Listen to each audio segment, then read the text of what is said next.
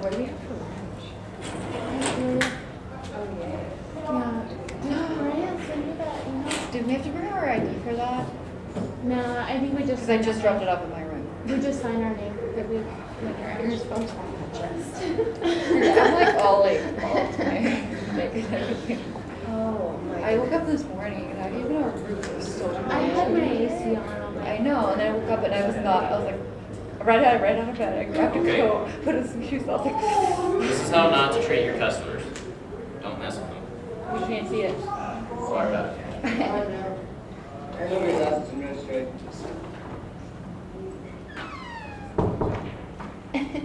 You registering?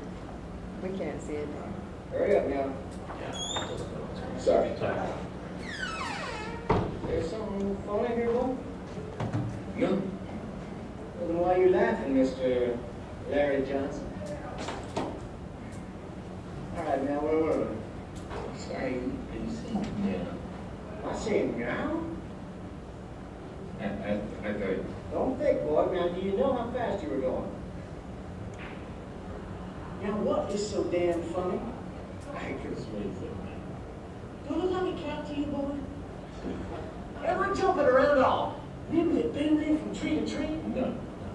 Am I drinking milk from a saucer? Well, do you see me eating mice? You stop laughing right now. Yes. Now, I want to give you $10. But no bucks now.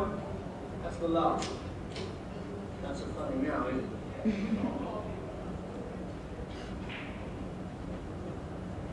Yeah. So yeah, don't be playing games with your customers. Just that whole video is just wrong. So, don't do that.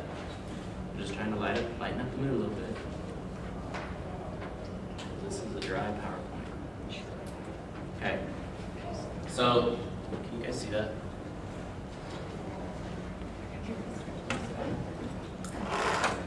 Okay. So, I'm here to talk to you about customer service, obviously. Basically, our residents are our customers, and they still need to be treated with a certain amount of respect and just like a customer, as if you were a waiter at a restaurant. There's 6 basic things that customers look for when they're trying to get good customer service: friendliness, empathy, fairness, control, alternatives, and information. Obviously, friendliness is a no-brainer. If you're not being friendly to the customers, the situation is just going to escalate and get worse than it already is. Empathy, customers know or want to know that that you understand their wants and circumstances. Fairness, customers want to feel that they receive adequate attention and reasonable answers. A good example of fairness, I've had people that have that they've wanted to come check into my building this week. I haven't had staff staying there, so I set a date as the first time I'm letting anybody move into the dorms, which is tonight at 6. So if somebody would approach me yesterday at 5, I would have said, I'm sorry, I'm not letting anybody move into the dorms until tonight at 6, so that you're not just giving preferential treatment to one person. Control. Customers want to feel their input influences the outcome. Alternatives. Most customers want choice and flexibility from service. They want to know there are many ways to satisfy them.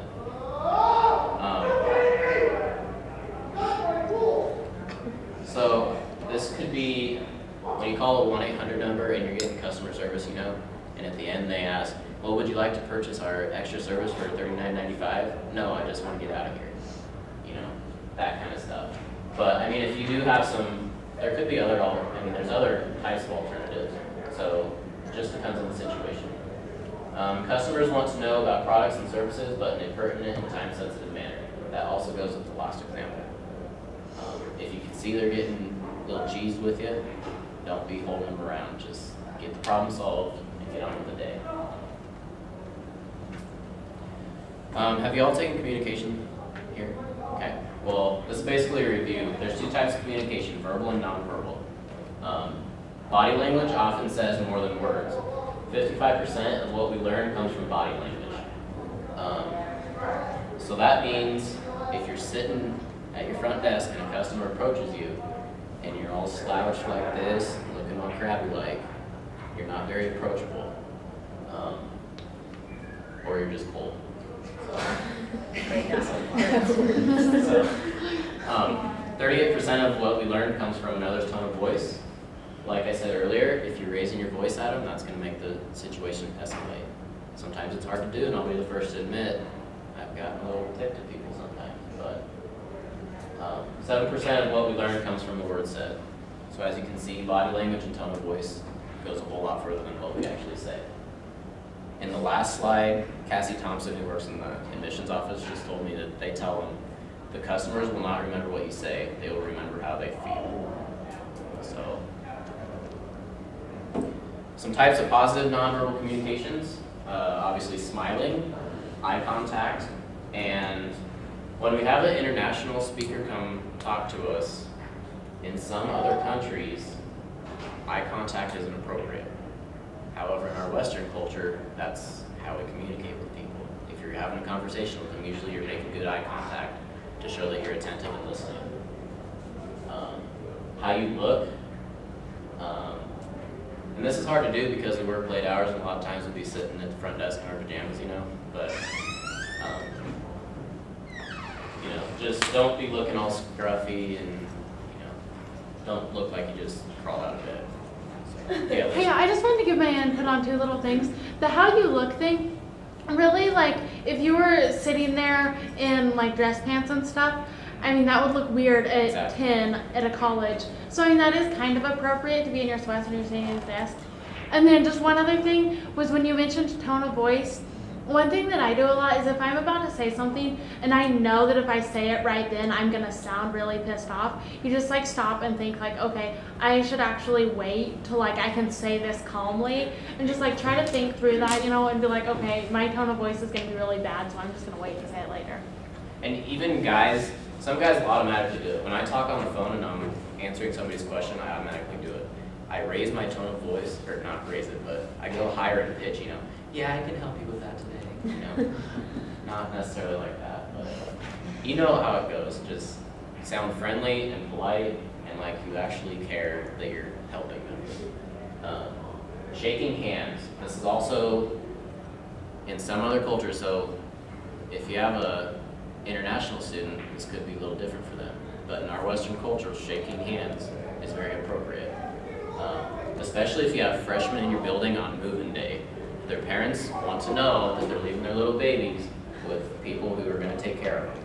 So if you shake the person's hand, introduce yourself, then the parents know that their kids are going to be okay. Be attentive. Show that you actually care about what you're doing. Like I said, tone of voice. The information I've been reading suggests you use some hand gestures while you talk. Sometimes it looks like you're too busybody, but I know I do it anyway, so. Personal space. Everybody has that personal bubble. You've all been in line at a restaurant or something, and somebody's standing right behind you breathing down your neck. It's like, buddy, you need to back off. So, posture is another big one. Like I said, if a customer approaches you or your resident, sit up straight and, you know, act like you care. At least act it. And observation. You can pick up a lot of what the situation is just by getting a feel for what you're doing. You know, if the resident's ticked off, obviously you got to do some different things than if they're happy and just asking a simple question. Making a good first impression. You will never get another chance to make a good first impression. There are some ways of creating positive impressions. Thoughtfulness in meeting the customer's needs. Personal responsibility for a customer. Quick problem solving for a customer. That goes back to that 1-800 example I was talking about earlier. Sometimes if a customer's ticked off, they just want to get their situation solved and be done with it. Instead of saying, well, this, you know, just get it done and get on with the day. Offering immediate assistance. could be like, say you're at the front desk watching TV or you're playing a game on the computer. When you're at the front desk, it's customer time. That game has to go on pause, or sorry, you might have to lose that battle. The customers are our first priority, so you can't say, well, let me finish this round and then I'll get to your question. No, it's customer time. Friendliness, using customer's name in a conversation, pleasant tone of voice, polite voice tone, polite and courteous manners, neatness, and a genuine smile. So this list, we have the wrong approach listed on the left side and the better approach to handling that kind of situation on the right. So instead of saying, I don't know how to solve your problem, you would say, well, let me find out, or let me call somebody who can solve your problem.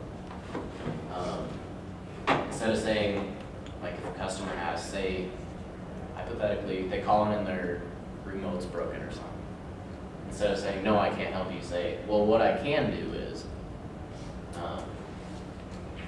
and never show that you don't know what you're doing. So instead of saying, you're right, this is a bad situation, it sucks for you, you say, well, I understand your frustrations and we'll work through it. Customer calls or approaches you, instead of saying, well, that's not my fault, say, well, let's see what we can do about this. Instead of saying, calm down, man, we need to calm down. You say, well, I'm sorry, be all apologetic, put on that happy face. You know? And never say, if you have to pause and then get back to them, never say, well, call me back at this time and I'll get your answer. You always say, well, let me get your number from you and I will call you back at this time. Remember, the residents are your customers and it is your job to make sure they are safe, comfortable, and happy.